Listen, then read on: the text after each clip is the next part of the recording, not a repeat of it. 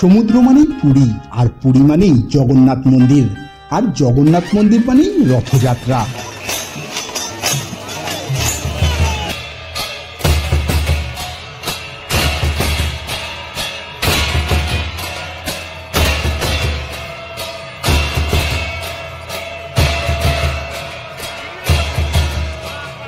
দু 2024-এর রথযাত্রার তিথি ছিল দুদিনের, মানে 1971 সালের পর আবার দুদিন ধরে জগন্নাথ, সুভদ্রা আর বলরাম গিয়েছিলেন মাসির বাড়ি, তারপর উল্টো রথে ফিরে আসা।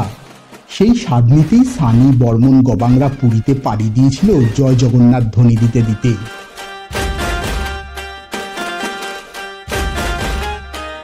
আজ ওদেরই পুরীর রথযাত্রার অভিজ্ঞতা শেয়ার করব ঠিকই, তবে পুরীতে গিয়ে কোথায় ঘুরবেন, কি খাবেন, কোথায় থাকবেন সেই সব কিন্তু বলবো না, কারণ আপনারা এতবার পুরীতে গেছেন যে সেসব আমার থেকে অনেক ভালো জানেন। তবে পুরীর রাস্তায় ঘুরতে ঘুরতে জানাবো রথযাত্রার জানা অজানা কিছু কথা। যেমন ধরুন, রথ চলে যাওয়ার পর ঠিক কি অবস্থা হয় পুরীর রাস্তার, কিংবা এই রথযাত্রায় ব্যবহার করা হয় এত পরিমাণ কাঠ, সেই কাঠ কোথা থেকে আসে, আর উৎসব চলে গেলে সেই কাঠ দিয়ে কী বা করা হয়। এই সমস্ত কিছু ইন্টারেস্টিং কথা তো বলবই, তার সঙ্গে ঘেঁটে দেখব এই রথযাত্রার ইতিহাসটাও। কেন জগন্নাথরূপী ভগবান বিষ্ণুর হাত পা নেই, কে বানিয়েছিলেন এমন মূর্তি, দেশ বিদেশ থেকে এই উৎসবে এত ভক্ত সমাগমেরই বা কারণ কি, এই সব কিছুই জানাবো আজকে। আচ্ছা, আপনি কি জানেন রথযাত্রার শুরুর কালে 6টা রথ লাগতো জগন্নাথ প্রভুকে মাসির বাড়ি যেতে? রথযাত্রায় পুরী ঘোরার পাশাপাশি এইসবেরই বিবরণ থাকবে আজকের ভিডিওয়ে। তো চলুন পুরীর সমুদ্রে হাওয়া খেতে খেতে সে পথে হাঁটা লাগাই।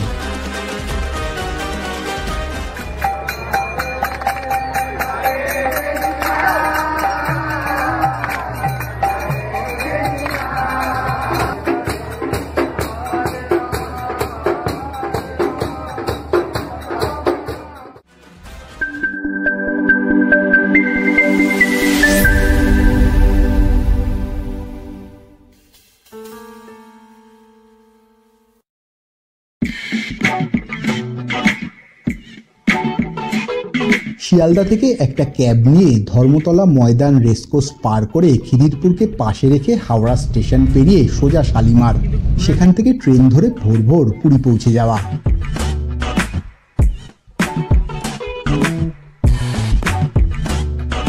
আচ্ছা, রথের সময় পুরীতে এত মানুষের ভিড় হয় যে থাকার জন্য হোটেল পাওয়াটাও দুঃসাধ্য ব্যাপার হয়ে ওঠে। অনেকেরই হোটেল জোটে না সেই সময়, তাই তাদের থাকার জন্য স্টেশনের পাশেই এরকম একটা ব্যবস্থা করে দেওয়া হয়।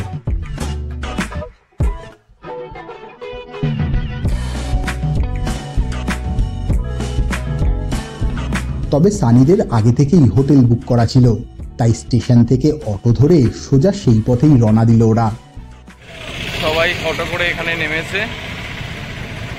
এই হচ্ছে পুরীর সমুদ্র সৈকত।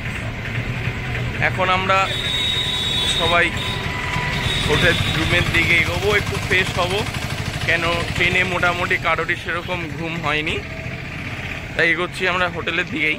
মোটামুটি সবাই কোন হোটেলে আছি সেটা বলে দিই। এই যে হ্যান্ডলুম গার্ডেন বলে যে যেটা দেখছেন, এর সাথেই ঠিক একদম কাছেই আমরা এটাতেই থাকি, কারণ এখান থেকে সব কিছুই কাছে পাওয়া যায়। হোটেল সাইরাজ এই পাশ দিয়ে আমরা ঢুকবো।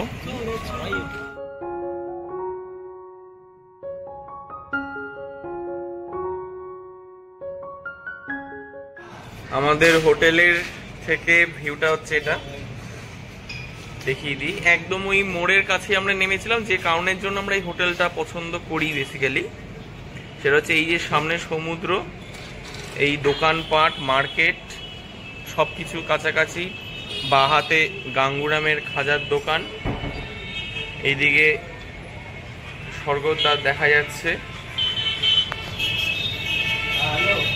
এখানে একবারে অটো সবই পাওয়া যায়, যে কারণের জন্য সুবিধাও হয়।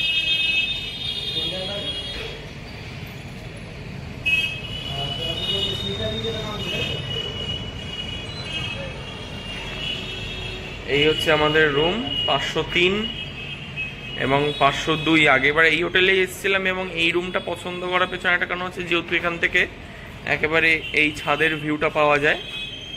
কিন্তু এই হোটেলের যেটা সবচেয়ে বড় বাজে জিনিস, অনেকের হয়তো পছন্দ হবে না, সেটা হচ্ছে একটু দেখিয়ে দিচ্ছি, সেটা হচ্ছে সিঁড়িটা। কেন এখানে সিঁড়ি যেটা ছিল সেটা অর্ধেক ভেঙে লিফট করা হয়েছে। এটা হয়তো অনেক যারা বয়স্ক তাদের জন্য হয়তো অসুবিধা হতে পারে, কিন্তু লিফট আছে, খুব একটা অসুবিধা হবে না। এই একটা যেন এই সিঁড়িটাকে ভেঙে এই লিফটটা করা হয়েছে, এটা একটা এখানকার সবচেয়ে বড়। চলুন এবার রথ দেখতে যাওয়া যাক। রথের আগের দিন বলে কথা, তাই জোর কদমে চলছে প্রস্তুতি। সময় যত গড়াচ্ছে মানুষের ঢল নামছে এখানে। মন্দিরের পাশেই সেজে উঠছে 3টে রথ। কাল যে এতে চড়েই মাসির বাড়ি রওনা দেবেন প্রভু জগন্নাথ, সুভদ্রা আর বলরাম। নন্দীঘোষ রথ চড়েন জগন্নাথ, বলরাম চড়েন তালধ্বজ, আর সুভদ্রা দর্পদলন রথে চড়ে প্রায় 3 কিলোমিটার এই যাত্রা সম্পন্ন করেন। আপনি এটা তো জানেন যে নন্দীঘোষ রথে 16টা পেল্লাই চাকা থাকে, বলরামের 14টা আর সুভদ্রার রথে 12টা চাকা থাকে, যা তৈরি করে প্রায় 1500 কাঠের মিস্ত্রি। তবে মজার বিষয় হলো এই রথ প্রস্তুতিতে কিন্তু কোনো লোহার পেরেক ব্যবহার করা হয় না, এমনকি অন্য কোনো ধাতুও ব্যবহার করা হয় না, সবটাই কাঠ দিয়ে। আর রথের উপরের ছাউনিতে প্রায় 1200 মিটার কাপড় ব্যবহার করা হয়। আচ্ছা, রথ তৈরির এত পরিমাণ কাঠ মূলত নিয়ে আসা হয় 10 পাল্লা আর রানাপুর নামক 2টো জঙ্গল থেকে।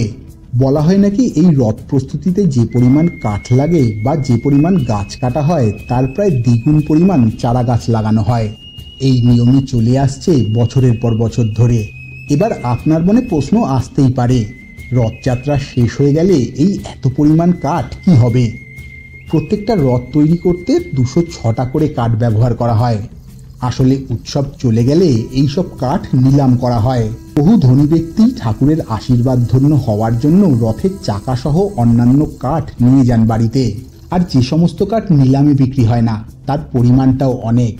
সেই কাঠ ঠাকুরের ভোগের রান্নায় প্রতিদিন জ্বালানি হিসেবে ব্যবহার করা হয়। আর চালার কাপড় কিন্তু অফিসিয়ালি বিক্রি করা হয় না, মূলত সেবায়েতরাই সেই কাপড় নিয়ে গিয়ে বাড়িতে সিংহাসনে রেখে পুজোর কাজে ব্যবহার করেন। যাই হোক, এবার চলুন সমুদ্রের পাড়ে। রথযাত্রায় পুরীর সমুদ্রও কিন্তু সেজে ওঠে নানান রঙে।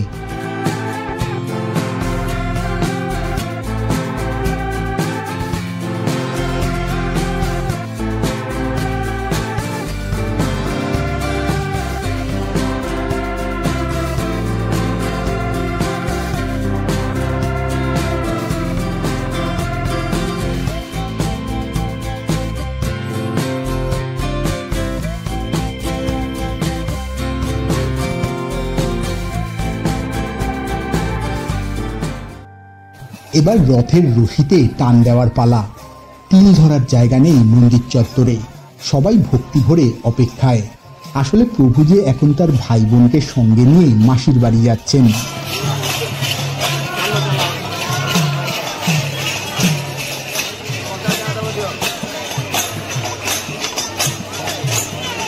তিনটে রথে 3 জন এগিয়ে চলেছেন সামনের দিকে।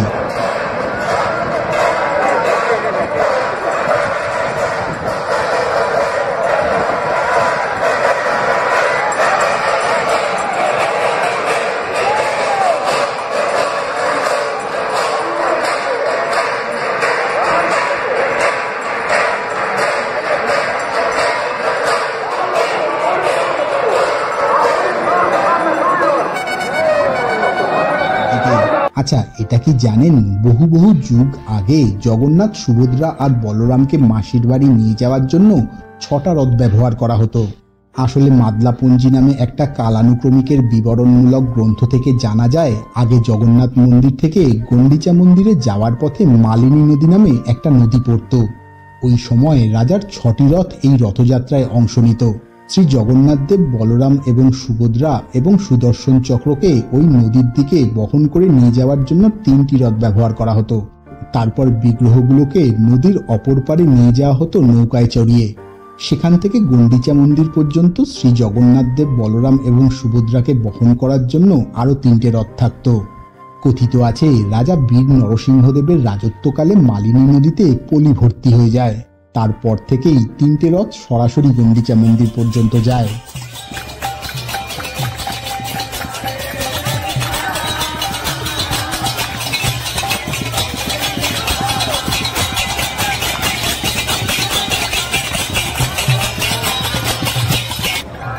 রথ তো সামনের দিকে এগিয়ে মাসির বাড়ির দিকে চলে যাচ্ছে। আর কি রেখে যাচ্ছে জানেন? দেখুন, রথ চলে যাওয়ার ঠিক পরেই মন্দির চত্বরের চারপাশটা ঠিক কি অবস্থা। কত মানুষের জুতো হারিয়ে গেছে দেখুন, এইটুকুনি রথ টেনেছে তাতেই দেখুন কত জুতো পড়ে রয়েছে।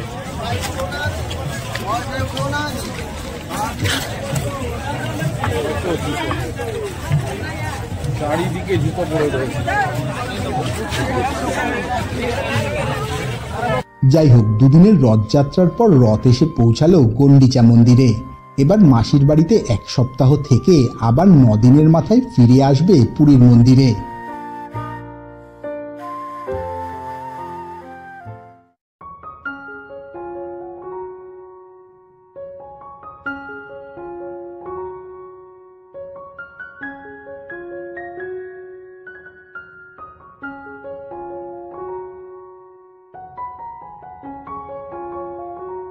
এখন যাচ্ছি মাসির বাড়ির উদ্দেশ্যে, কারণ আজকে উল্টো রথ। মূল মন্দির থেকে মাসির বাড়ি মোটামুটি 3 কিলোমিটারের কাছাকাছি দূরত্ব। চলছি মাসির বাড়ি, চারিদিকে দোকানপাট, লোকের ভিড়। আছে ঘিয়ের প্রদীপ নিয়ে, ভগবানের উদ্দেশ্যে সবাই প্রদীপ নিয়ে ভগবানের চরণে দেবে। এখানে অ্যাম্বুলেন্সের ব্যবস্থাও রয়েছে, কারো যদি শরীর খারাপ হয় যাতে খুব তাড়াতাড়ি হসপিটালে নিয়ে যাওয়া যায়।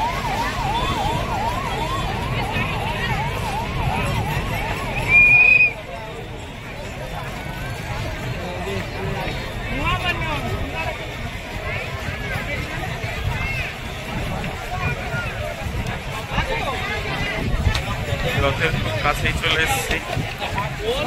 জগন্নাথ, বলরাম, সুভদ্রা এখনো মাসির বাড়িতেই রয়েছে। এইভাবে সবাই রাস্তাতেই নারকেল ফাটিয়ে এবং প্রদীপ জ্বালিয়ে জগন্নাথ দেবেরকে প্রণাম জানাচ্ছে।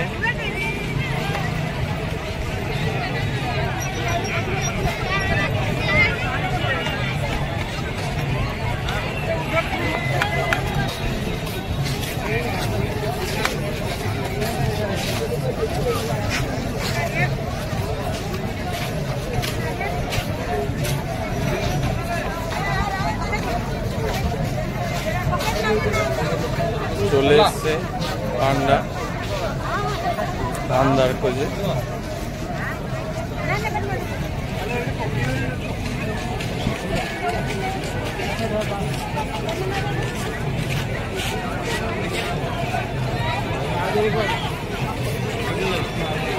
এইখানে বিভিন্ন টাইপসদেরও দেখা যাচ্ছে।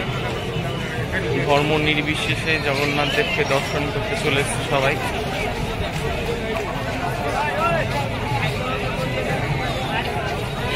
এখানে ক্যাম্প রয়েছে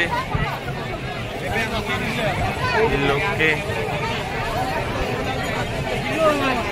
খাবার দেওয়ার জন্য। এইদিকে সাউথ থেকে রয়েছে সুজি, ওইদিকে হচ্ছে ঘুগনি ক্যাম্প রয়েছে, সুজি ঘুগনি। অনেকে সকালে এসছে, এখান থেকে মোটামুটি খেয়ে নেয় অনেকে। এখানে স্কাউটের ওনারা লেবুর শরবত দিচ্ছে সবাইকে। ক্যাম্প রয়েছে এখানে, মেডিকেল ক্যাম্প।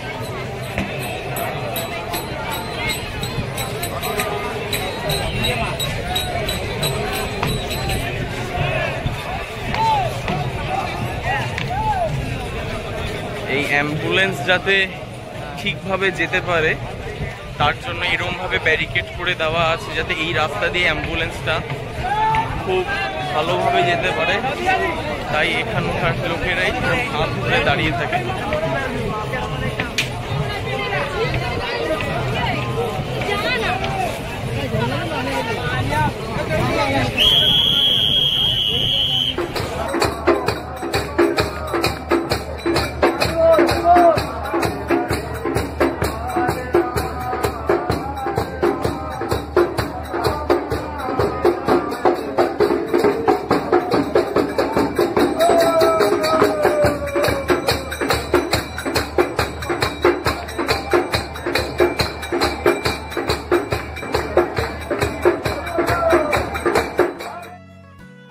এবার বলি রথযাত্রার জন্মের ইতিহাসের কিছু কথা। এই রথযাত্রার প্রচলন হয়েছিল সত্যযুগে। সেই সময় উড়িষ্যা মালব দেশ নামে পরিচিত ছিল। সেই মালব দেশের সূর্যবংশীয় পরম বিষ্ণু ভক্ত রাজা ইন্দ্রদুম্ন স্বপ্নাদিষ্ট হয়ে ভগবান বিষ্ণুর জগন্নাথরূপী মূর্তি নির্মাণ করেন এবং রথযাত্রারও স্বপ্নাদেশ পান। পরবর্তীতে তার হাত ধরেই পুরীতে জগন্নাথ মন্দির নির্মাণ ও রথযাত্রার প্রচলন শুরু হয়। লোকমুখে শোনা যায় রাজা ইন্দ্রদুম্ন স্বপ্নাদেশ পান যে পুরীর সমুদ্রতটে একটা কাঠখণ্ড ভেসে আসবে, সেই দিয়েই মূর্তি নির্মাণ করতে হবে তাকে। আদেশ অনুযায়ী মূর্তি নির্মাণের জন্য যখন রাজা উপযুক্ত শিল্পীর সন্ধান করছিলেন, ঠিক তখনই এক বৃদ্ধ তার সম্মুখে এসে উপস্থিত হন। তিনি জানান তিনি এই মূর্তিটি তৈরি করবেন এবং রাজার কাছে মূর্তি নির্মাণের জন্য কয়েকদিন সময় চেয়ে নেন। পাশাপাশি ওই বৃদ্ধ বলেন এই মূর্তি নির্মাণকালে কেউ যেন তার কাজে বাধা না দেয়। দরজার আড়ালে শুরু হয় কাঠের মূর্তি নির্মাণের কাজ। রাজা রানী সহ সকলেই এই মূর্তি নির্মাণের কাজের ব্যাপারে কৌতূহলী হয়ে ওঠেন। রানী প্রতিদিনই দরজার বাইরে থেকে কান পেতে আওয়াজ শুনতেন, কিন্তু হঠাৎই একদিন সেই আওয়াজ বন্ধ হয়ে যায়। রানী কৌতূহল চেপে রাখতে না পেরে রাজাকে জানাতেই রাজা ইন্দ্রদুম্ন দরজা খুলে ভিতরে প্রবেশ করেন। দেখেন মূর্তি অর্ধসমাপ্ত এবং শিল্পীও উধাও। এই রহস্যময় কাষ্ঠশিল্পী ছিলেন বিশ্বকর্মা। এদিকে রাজা অর্ধসমাপ্ত মূর্তি দেখে, অর্থাৎ হাত বা পা নির্মাণ হয়নি বলে মুচড়ে পড়েন। কাজে বাধা দানের জন্য রাজা অনুতাপ করতে থাকেন। তখন তাকে স্বপ্ন দিয়ে জগন্নাথ বলেন এরকম আগে থেকেই নির্ধারিত ছিল, তিনি এই রূপেই পূজিত হতে চান। এভাবেই আবির্ভাব ঘটে জগন্নাথ দেবের এবং সেই থেকেই শুরু তার পুজো। বাংলায় রথ প্রচলনে আবার ভিন্ন প্রেক্ষাপট। পুরাবিদদের মত অনুযায়ী পুরীর জগন্নাথ দেবের রথযাত্রা থেকে বাংলায়ও রথযাত্রার সূচনা। চৈতন্য মহাপ্রভু নীলাচল থেকে এই ধারাটা বাংলায় নিয়ে আসেন।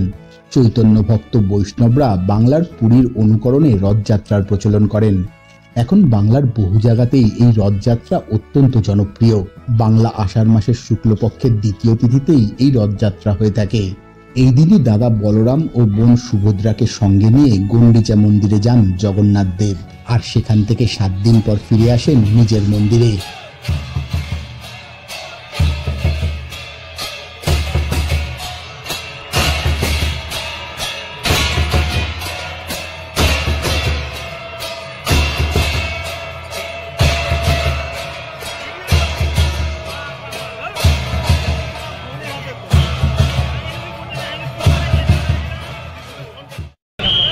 এবার ফেরার পালা। আবার নিত্যদিনের নানান কাজে ফেরা আমাদের। এই কটা দিন বন্ধুরা মিলে আনন্দে কাটিয়েছি।